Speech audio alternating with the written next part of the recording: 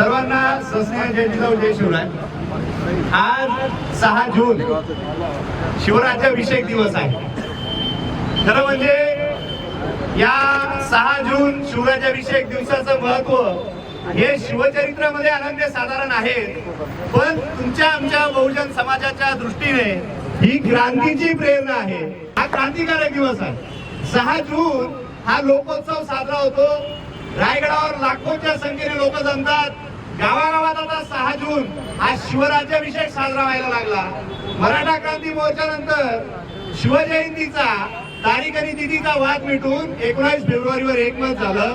आता हा शिवराज्याभिषेक दिवस हा याच्यावर एकमत होत असताना आणि हा लोकोत्सव होत असताना या महाराष्ट्रामध्ये भिकारी आणि विचार पेरणारे कोणीतरी येतात आणि सांगतात की 6 जून बंद झाला पाहिजे। त्यावेळेला खऱ्या अर्थाने तुमची आमची जबाबदारी होते की 6 जून बंद पाडू पाड्यांना आपल्या कृतीतून उत्तर दिलं पाहिजे। त्यासाठी आपण इथे एकत्र जमलेलो आहोत। ही जी सगळं आपण बॅनर बनवलेले आहेत ही छत्रपती म्हणतात। छत्रपती जे म्हणतात त्याच्या नेमका उलट करण्याचं या महाराष्ट्रामध्ये गेल्या अनेक वर्षांपासून काम सुरू आहे। एका बाजूला कोरटकर, सोलापूरकर अशा अनेक मनुवादी विचारांच्या लोकांनी छत्रपती शिवाजी महाराजांच्या बद्दल बदनामीकारक बोलायचं, बदनामीकारक लिहायचं आणि बदनामीकारक कुचकुच करायची, आणि एका बाजूला मात्र त्यांच्या हत्या करायच्या, मंदिरं बांधायचं आणि दैवतीकरण करण्याचं षडयंत्र सुरू आहे। या 6 जूनच्या निमित्तानं मी इथं जाहीर करतो की समाज ब्रिगेड गेल्या अनेक वर्षापासून छत्रपती शिवाजी महाराज दैवतीकरण, आरती या विषयाबद्दल बोलते, पण सुजाण आणि विवेकी नागरिक असणाऱ्या आणि खऱ्या अर्थाने छत्रपती शिवाजी महाराज समजणाऱ्या प्रत्येकाची ही जबाबदारी आहे की आता या छत्रपती शिवाजी महाराजांच्या आरतीबद्दल आता आपण ठामपणे आवाज उठवला पाहिजे। कारण कर्तृत्ववान पुरुषांचे पोवाडे गायले जातात, आरती नाही। छत्रपती शिवाजी महाराज हे आपले पुराण पुरुष नाहीत, हे इतिहास पुरुष आहेत आणि या इतिहास पुरुषाची प्रेरणा, या कुळवाडी भूषण राजाची प्रेरणा, इतिहास शेतकरी कष्टकरी जनतेच्या राजाची प्रेरणा, आज महाराजांचं दैवतीकरण करून ह्या प्रेरणा संपवण्याचा घाट इथं घातला जातो। आणि त्याचं ज्वलंत उदाहरण आहे, गेल्या अनेक दिवसापासून या शिवस्मारकाचं सुशोभीकरण थांबलेलं होतं आणि बऱ्यापैकी लांबलेलं होतं। गेले अनेक दिवस इथून सगळी लोक जात होती, बघत होती, पण बोलण्याची प्रेरणा होत होती। इथं अनेक लोक येत होती, पण ते बघून बोलण्याची उर्मी साचत नव्हती। दैवतीकरण करण्याचा घाट घातल्यावर काय होतं हे याचं ज्वलंत उदाहरण आहे। कुठेतरी एकदा या बसची धडक लागली, पुन्हा त्या विषयाला वाचा फुटली आणि आम्ही लढायचं ठरवलं। जितकं शक्य झालं तितकं प्रामाणिकपणे लढा दिला, महापालिकेला काम करायला भाग पाडलं। या निमित्तानं मी एकच सांगतो की तुम्ही किती मोठे आहात, तुमच्याकडे डोक्यांची संख्या किती आहे त्यापेक्षा तुम्ही विचाराने किती सक्षम आहात आणि तुम्ही छत्रपती शिवाजी महाराजांच्या प्रेरणेने खरंच लढू शकतात का, असं जर एकदा ठाम झालं तर तुम्ही लढा उभारू पण शकतात, जिंकू पण शकतात। हा आजच्या 6 जूनच्या निमित्त 1674 ला छत्रपती शिवाजी महाराजांनी हा संदेश दिला होता की राज्य किती मोठं असलं, जर तुम्ही त्याच्या विरोधात उभं राहिलात, ठामपणे लढलात तर स्वराज्य निर्माण झाल्याशिवाय राहत नाही आणि शिवराज्याभिषेकाचा दिवस आल्याशिवाय राहत नाही। हा संदेश या निमित्तानं आहे, हे लक्षात घेतलं पाहिजे।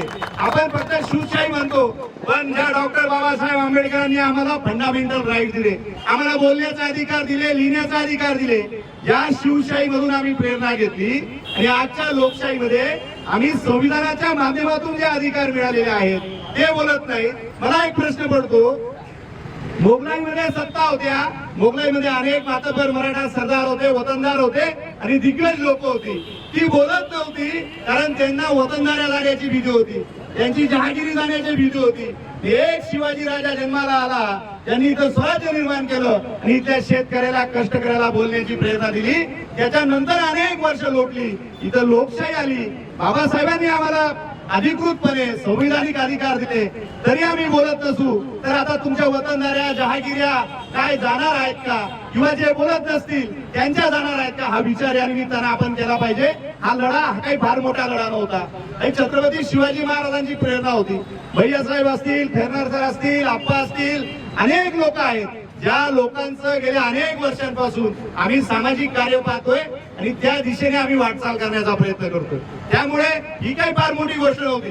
कोणीतरी बोलणं गरजेचं होतं, उभं राहणं गरजेचं होतं. आम्हाला अनेकांच्या अनेक मर्यादा माहित होत्या, पण आपण ठरवलं, बोललो आणि मालेगाव महापालिकेने इथपर्यंत आणून ठेवलं.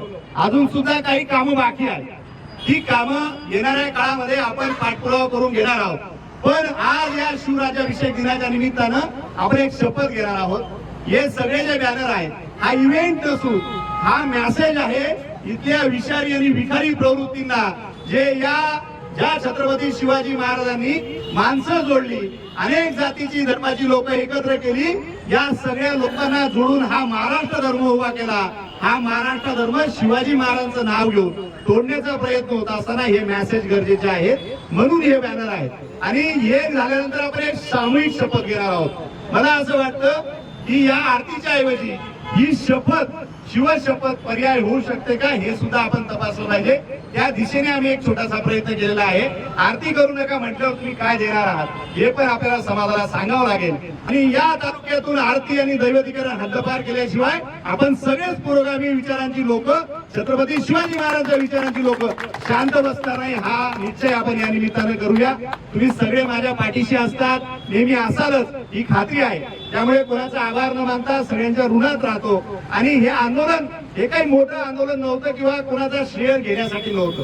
ज्या दिशेने ज्या रस्त्यावर आम्ही जातो त्या रस्त्यावरून जात असताना किमान आपल्या मनाला असं वाटलं पाहिजे आणि छत्रपती शिवाजी महाराजांची जय म्हणताना किमान कमीपणा वाटायला नको, म्हणून हे केलेलं आंदोलन होतं. ज्या छत्रपती शिवाजी महाराजांनी एका साध्या मजुराच्या मुलाला सन्मान दिला, समाजामध्ये प्रतिष्ठा दिली आणि शिवश्री अनिल पाटील ओळख ही छत्रपती शिवाजी महाराजांमुळे निर्माण झाली. माझी ओळखच छत्रपती शिवाजी महाराज आहे. आणि मला असं वाटतं, माझं मन मला सांगत होतं, जर मी या विषयावर बोललो नसतो तर मला नैतिक अधिकार उरला नसता छत्रपती शिवाजी महाराज सांगायचा. म्हणून मी लढलो, मी माझ्यासाठी लढलो. हे कोणताही इव्हेंट किंवा कोणताही आंदोलन हे श्रेयवाद घेण्यासाठी नव्हतं. मला केलेलं आंदोलन, केलेली सगळी सेवा ही शिवचरणी समर्पित करतो. या सगळ्या आंदोलनामध्ये कॅमेरामन, एडिटिंग, ही आमची जी खरं खोटाची टीम आहे, खरं भैया साहेब यांचा कोणताच विचार नाहीये. पण यांना एकच सांगितलंय, जर आपण ठामपणे उभं राहिलो तर आपला विचार हा लोकांचा विचार होईल. त्या सगळ्यांनी खूप मदत केली. विशेषतः गौरवने वेळोवेळी एडिटिंग केली, व्हिडिओ प्रसारित केले. अनेक न्यूज चॅनलने आपली बातमी दाखवली नाही, पण आपण फेसबुकला आणि व्हॉट्सअपला आपला मीडिया बनवला. आजच्या आधुनिक युगातील तंत्र आपल्या प्रसिद्धीसाठी वापरली आणि अनेक लोकांपर्यंत गेलं. जवळपास 3 ते 4 लाख लोकांनी हे आंदोलन पाहिलेलं आहे आणि ते रेकॉर्डेड आहे आपल्याकडे. किती लोकांनी बघितलं, काय बघितलं, सोशल मीडियावर अनेक लोक आहेत. जे होत राहील. या निमित्ताने आपण एकदा शिवशपथ घेऊ, मानवी साखळी शिवसंदेशाची करू. इथून पुढे छत्रपती शिवाजी महाराजांचं दैवतीकरण करण्याच्या विरोधात आणि करणाऱ्या प्रवृत्तींच्या विरोधात ठामपणे उभं राहू. कारण आरत्या करून जर तुम्ही अन्यायाविरुद्ध चिडत नसाल, त्या आरत्यांचा काही अर्थ नाही.